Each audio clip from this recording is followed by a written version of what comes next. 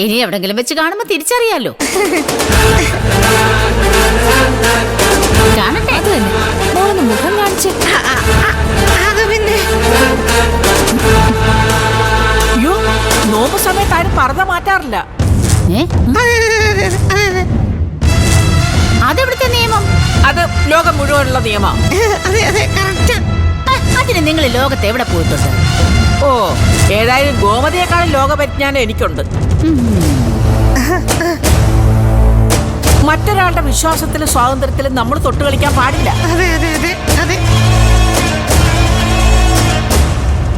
എന്താ എന്താ ഇവിടെ പ്രശ്നം? ഇവർക്ക് എന്റെ ഫ്രണ്ടിന്റെ മുഖം കാണണമെന്ന്. അതിനെന്താ കാണിച്ചു കൊടുത്താ പോരെ?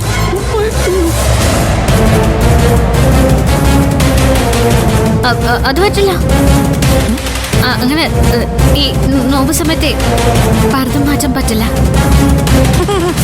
അത് ഈ കുട്ടി പറഞ്ഞപ്പോ അവർക്ക് കണ്ടേ പറ്റൂ. അത് മര്യാദയല്ലല്ലോ ഏട്ടത്തി.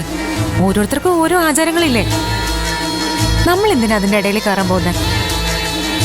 ഞാനും അത് തന്നെ മോളെ പറഞ്ഞത്. എന്നാ പിന്നെ ഞാൻ പോട്ടെ.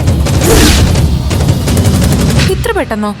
ആ, പോയിട്ട് കുറച്ച് തിരക്കുണ്ടായിരുന്നേ. പോട്ടെ പൂജെ, ഇനി ഒരിക്കൽ വരാവേ. ശരി റുക്സാന. ശരിയേ. അപ്പൊ എല്ലാരും പോട്ടെ.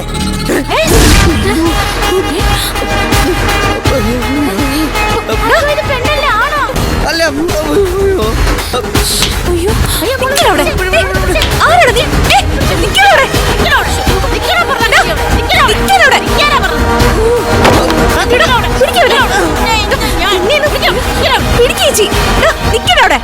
ചേച്ചി പിടിക്കവനെ.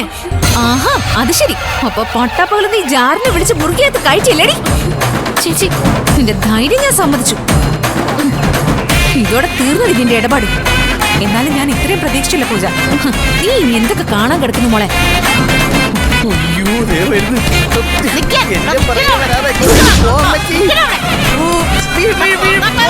വിടരുത്, ഒരു കാരണവശാലും അവന് വിടരുത്.